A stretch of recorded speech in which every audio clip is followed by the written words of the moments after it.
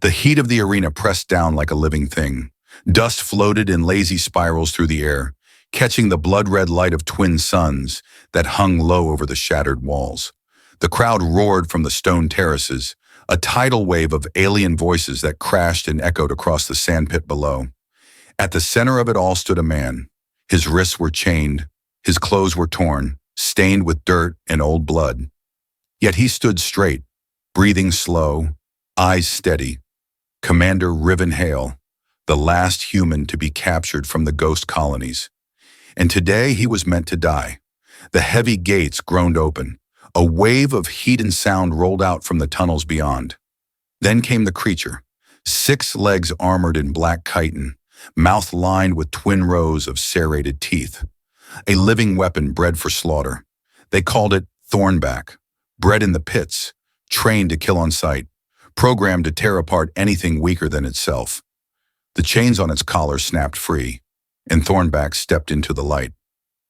The crowd fell silent, not in fear, in anticipation. Above them, seated on the throne platform that floated 20 meters over the arena, Captain Saraxavel watched with sharp, unblinking eyes. She wore her command armor like a second skin, a living sigil of the Overkai Empire's strength. She raised one hand, and her voice rolled out, cold and absolute. "Kneel, human, or my beast will tear you apart." The arena held its breath. Riven looked up at her. He smiled. Not wide, not mocking, just enough to be seen. And then he spoke. His voice was rough from thirst and exhaustion, but it carried. "Make it try." Gasps rippled through the crowd. This was not the way. Humans begged. They cowered. They cried. But this one stood. Thornback hesitated. One foot pawed the ground. Its muscles rippled. Its maw opened in a low, confused growl. Riven watched it and did not move. The creature took another step forward. Closer, closer. The crowd screamed for blood, but Thornback did not leap. It stopped, head low, eyes wide. And then in front of thousands of alien witnesses, it did something no one had ever seen. It bowed. It lowered its massive, lethal head to the dust before a human who refused to kneel. High above, Saraxavel rose to her feet. Her gauntlet creaked with the pressure of her clenched fist. This was not submission. This was not victory. This was something far worse. Memory. The kind that no conditioning could fully erase. The kind that turned weapons into something far more dangerous than enemies. Into allies. Into choices. Into rebellion. Riven stood still, dust swirling around his ankles, chains loose at his sides. He looked up at Saraxa and smiled again, this time a little wider, a little sharper, like a man who understood that sometimes the real power is not who can command, but who cannot be made to break. The interrogation chamber smelled of ozone and burned metal, a sterile cube of reinforced glass and pulse-dampening alloy, designed to crush hope as much as to contain bodies. In the center of it, Riven Hale sat, wrists cuffed, ankles shackled, posture relaxed, like he was waiting for a conversation he had already won. Captain Saraxavel stormed through the door, her boots striking the floor with deliberate force. Behind her, 2 biotechnicians hovered nervously, clutching scanners and injectors, their eyes flicking between Riven and the silent monster chained to the far wall. Thornback, still, watching, breathing in slow, heavy gusts that rattled the air vents. "It should not have bowed," Saraxa said, voice cutting through the room like a blade. Riven looked up, and yet it did. She slammed her gauntleted hand onto the table. "Tell me why." Riven shrugged. Maybe it remembered. Saraxa leaned closer, remembered that it was never yours to begin with. The biotechnicians moved quickly, scanning Thornback's neural pathways, chemical outputs, memory imprints. Data scrolled across the air. Results flickered into the room like angry ghosts. Thornback's kill drive was intact. Aggression levels normal. Obedience, programming stable. Except a single anomaly, buried deep. A genetic sequence mismatched with its assigned loyalty codex. An old code. Earthborn, human-coded. The lead tech swallowed. "Captain, this creature's biological template, it originated from human DNA strands, not created from scratch, modified from remnants, adapted. twisted, but never fully erased. The human elements persisted. Siraxa turned to Riven. You knew. I suspected. How? Because you cannot breed loyalty from memory without paying the price. She folded her arms. And what is the price, Commander Hale? He smiled. It is simple. You can teach a weapon to hate, but you cannot teach it to forget. Thornback rumbled low in its chest. Not aggressive, not warning, something closer to recognition. Siraxa stared at the beast, at the way it tilted its head toward Riven, at the way its massive body lowered fractionally, muscles loose, breath steady. Submission, not out of fear, but out of choice. Her gauntlet tightened. This changes nothing, she snapped. You are still a prisoner. This creature is still ours. Riven leaned back against the chair, chains rattling. Keep telling yourself that, Captain. Maybe someday you will believe it. Outside the chamber, behind triple-sealed blast doors, news of the incident began to spread. Among soldiers, among handlers, among the old bloodlines who had built the empire on obedience. They whispered behind closed doors. They planned. Because a beast that chooses is far more dangerous than one forced to obey. And a human that commands without permission was the spark they could not allow to burn. It started in the lower barracks, a handful of soldiers trading stories over rations. Did you hear the human? The beast bowed to him, not fought, not resisted. Bowed at first, it was spoken with laughter, a joke, a way to mock weakness among the higher ranks. But laughter decays quickly in the wrong air. Within a day, the whispers shifted tone. They became questions, and questions are poison to an empire built on certainty. By the second rotation, the rumors had reached the civilian sectors, the workers in the energy farms, the breeders in the genetics labs, the children trained to fear anything that walked or thought without chains. If the beast can remember, what else can? If a human can stand, what else could rise? The overseers doubled patrols, increased surveillance, but the damage was already growing. Not in force, in thought. Inside the Grand Council, panic brewed under the surface of protocol. They gathered in high-vaulted halls of black stone and silver veins, 12 commanders, 4 sector lords, and the High Arbiter of Compliance. Captain Siraxa Vel stood among them, summoned, not invited. The human must be destroyed, one barked. Along with the creature, another hissed. To allow this symbol to live is to permit rebellion, another said. Siraxa said nothing. She stood at attention, hands clasped behind her back, eyes fixed forward. But her mind raced. Riven had said little, had made no speeches, no threats. He had only stood, only refused to kneel. And that simple act had shattered more certainty than 1,000 invasions. She clenched her jaw.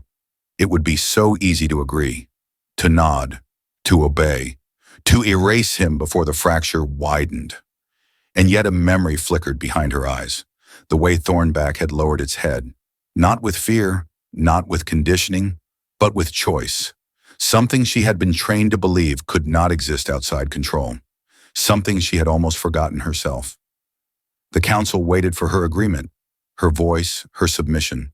Captain Vel, you will oversee the execution. You will restore order. You will remind them what happens when monsters forget their leash. Siraxa bowed her head. Yes, High Arbiter, but inside a different answer coiled. Not yet spoken, not yet free, but breathing, growing, waiting for its moment. And outside, among the soldiers, the workers, the broken beasts in hidden cages, a rumor grew stronger with each heartbeat. The human does not kneel. The beasts remember, the empire fears. And somewhere in their blood and the bones, they had tried to bury a memory stirred. A memory that whispered, we are not yours. We never were. The cell block beneath the arena was carved into the living rock.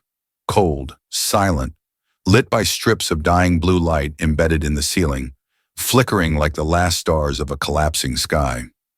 Riven Hale sat on the narrow bench, wrists free now, but the door still sealed. He could have paced. He could have shouted. But he simply waited, like a stone dropped into a still pool, waiting for the ripples. Across from him, behind a separate energy barrier, Thornback crouched. The beast's massive frame barely fit inside the containment cell. 6 legs folded tight beneath its body, eyes half-lidded, breathing slow. It was supposed to be dormant, obedient, erased. But as Riven watched, something old stirred in those golden eyes. Not rage, not hunger. Recognition. Riven stood, walked slowly to the edge of his own cell. No guards barked orders. No alarms blared. It was as if the whole underworld of the Empire held its breath. He pressed one hand against the transparent wall. For a moment, nothing. Then Thornback shifted. Its nostrils flared. It rose, muscle rippling under battle-scarred plates. Moved toward him, slow, cautious, like an old song half-remembered. The energy field between them shimmered, and Thornback lowered its head until it rested against the invisible barrier, aligned with Riven's hand. A low sound rumbled from deep within its chest. Not a growl. A hum. Software grieving. Alive. On the upper level, Siraxavel watched through a hidden viewport. She had come not to witness, but to prepare. The execution order lay heavy in the datapad at her side. One command, one word, and it would end. Her honor restored, her rank secured, her doubts silenced. She watched the human, watched the beast, and something inside her fractured, because she remembered. Not so long ago, when she was a cadet, she had knelt before a creature like Thornback. Not out of fear, out of wonder. She had touched its flank, felt the warmth, the pulse, the life, and believed for one reckless moment that loyalty could be earned, not forced, that beasts were not weapons but partners. Before training, before politics, before fear taught her different. She clenched her fists, turned away, but the image stayed. 2 prisoners, 1 man, 1 monster, and a bond so simple, so stubborn, that no empire could legislate it away. In the cells, Riven spoke for the first time that night, barely a whisper. We remember who we are, even when they try to make us forget. And Thornback pressed closer to the barrier, as if answering, yes, I remember too. The arena was alive again, alive in the way only hunger can make something breathe. Thousands filled the terraces, roaring for blood under the twin suns that hung low and merciless above. The air shimmered with heat. The sands glowed like a forge waiting to consume whatever was thrown into it. High banners bearing the sigil of the Overkai Empire snapped in the dry wind. Today was meant to be a cleansing, a public execution, a message. Commander Riven Hale, last of the ghost colonies, was to die not by beast but by blade, by the hand of Captain Siraxavel herself. The heavy gates opened. Riven stepped onto the sand. No chains this time, no handlers, only his own 2 feet. The sun caught the dust in his hair, the old scars along his arms, the set of his jaw. He moved like someone who had nothing left to fear, or maybe someone who had already made peace with it. Across the arena, another gate thundered open. Siraxa walked out, armor gleaming, sword in hand. Her face was unreadable. To the crowd, she was a loyal commander. To the council, she was redemption incarnate. But inside, where no one could see her, hands ached from how tightly she gripped the blade. They stood 10 paces apart. The announcer's voice boomed from the towers. In the name of order, in the name of purity, let the blood of betrayal cleanse the empire. A gong sounded. The crowd roared. Siraxa lifted her sword. Riven did not move, not to fight, not to flee. He just looked at her and said, "You're better than their orders." The words hit harder than any blow. She circled him, measured, tested. Her training screamed at her to strike. Fast, clean. End it before the crowd smelled hesitation. But her heart said something else. He did not raise his hands, did not flinch. He just stood, offering nothing but presence, and in that, everything. She raised the sword, brought it down in a swift arc. The crowd leaned forward, thirsting. The blade stopped, half an inch from his throat. The air shivered. Riven did not blink. His voice was low. "You have a choice. You always did." Siraxa's hand trembled. For a heartbeat, the whole arena was still. Then with a breath, she lowered the sword and dropped it. The blade hit the sand with a sound like a bell breaking. The crowd gasped, some in confusion, some in rage. High above, the council members stood from their seats in fury. This was not the ending they had paid for. This was not the control they had demanded. At the edge of the arena, a deeper growl rose. Thornback, watching, waiting, and when the sword fell, the beast roared, not in anger, in triumph. It charged the gates, smashed through, leapt into the arena not to kill, but to stand between Riven and the soldiers who now poured onto the sands. Syraxa stepped forward, shield raised, blade gone, and took her place beside them. Not above, not behind, beside. For the first time in a place built for death, three beings stood together, not as weapons, not as slaves, but as a choice. And the Empire, watching from its marble towers and iron thrones, felt the first real crack rip through its heart. The alarms howled through the upper tiers of the arena. The crimson emergency lights splashed over the white stone, turning everything into a blood-soaked nightmare. The crowd surged against the barricades, screaming in panic and fury as soldiers poured from the gates, weapons drawn, armor gleaming under the burning suns. Above them all, the voice of the council spoke through the thunder. Captain Syraxa Vel is declared a traitor. Commander Riven Hale is to be executed on sight. Contain the asset. Kill the human. Kill the beast. Restore order. The crowd, once thirsty for a show, now fled the stands like a broken wave. Syraxa gripped the shield she had ripped from a fallen guard. Her armor cracked at the edges where plasma shots had grazed it. Riven stood at her back, breathing hard but steady. Thornback circled them both, growling low, massive form ready to strike at anything that moved wrong. The Empire had sent everything it had into the pit. Squads of enforcers, drones slicing through the sky, shock troops with stun rods and rifles crackling with ion bursts. It was not a battle. It was a hunt. And Syraxa was no longer hunting for survival. She was fighting for freedom. "Move," Riven said. She nodded once. "Go," she shouted to Thornback. The beast lunged forward, smashing through a cluster of soldiers like a comet through glass. The ground trembled. Syraxa grabbed Riven's wrist and pulled him toward the service tunnels behind the arena, through corridors once meant for waste and maintenance, now dark and echoing with gunfire. They ran, dodging debris, sliding through collapsing gates. The world above them collapsed into chaos. In the old access corridors, Syraxa slowed. Breathing ragged, she shoved Riven against the wall, scanning for exits. He smiled, blood at the corner of his mouth. "You sure you want to throw it all away for me?" "I am not throwing it away," she growled. "I am choosing where it belongs."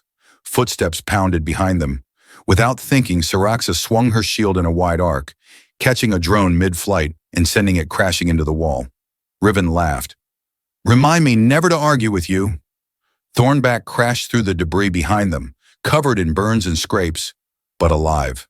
The beast snarled once, nudging Syraxa forward with its massive shoulder. "Go," it seemed to say. "Go now." They burst into the lower hangar bay.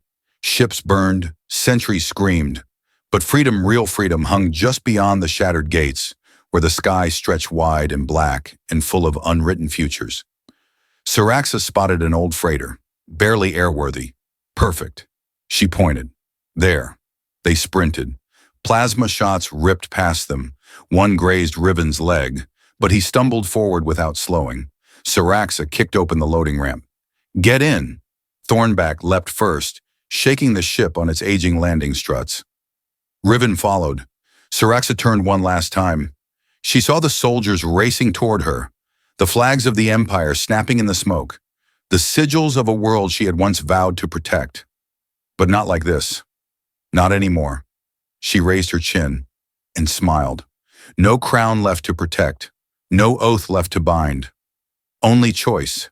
She stepped onto the ship and slammed the ramp shut behind her. The freighter lifted, unsteady, rattling, but rising, and below the Empire screamed and could not reach them. Not now, not ever again. The freighter groaned as it broke through the upper atmosphere. Metal plates shook, engines coughed.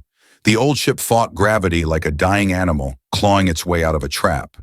Inside the cockpit, Syraxa wrestled with the controls, jaw clenched tight. Beside her, Riven flipped dead switches back to life, cursing under his breath. Thornback crouched in the corner, claws dug deep into the floor, holding steady as the ship bucked and lurched. They were not safe yet. Far from it. A sharp beep sliced through the cabin. Incoming transmission. Encrypted. Priority 1. Siraxa froze. Only one authority had that clearance. She hit accept.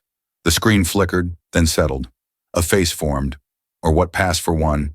A mirrored mask, faceless and smooth, reflecting the cockpit back at them in distorted curves.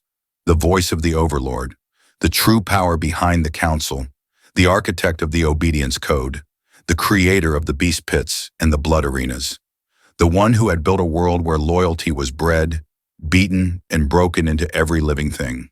The voice spoke, calm, measured, unforgiving. You cannot escape, it said. You are anomalies, glitches, errors to be corrected. Siraxa leaned forward, snarling. You are afraid. I am order. You are noise. And noise is erased. The transmission shifted. Commands flooded into the ship's systems. Engines sputtered. Lights dimmed. Thornback growled, sensing the tension spike. Override protocols, slave codes, emergency lockdown. The Overlord was trying to seize the freighter remotely. Riven moved first. He ripped open a side panel under the console, exposing raw wires and ancient tech. Find me a hard line, he barked. Siraxa tossed him the access cable. He jammed it into the port and tapped rapidly. Old code, ghost colony encryption, buried knowledge the Empire had forgotten because they thought they had buried everyone who knew it. He rerouted the ship's brain through a backup core, isolated the mainframe, cut the Overlord out. The cockpit lights flared back to full. The engines roared defiance. On the screen, the mirrored mask tilted slightly. Unexpected, impressive, irrelevant. You cannot defeat inevitability. Riven grinned. Good thing we're not trying to. The voice paused. Explain. Riven tapped a final command.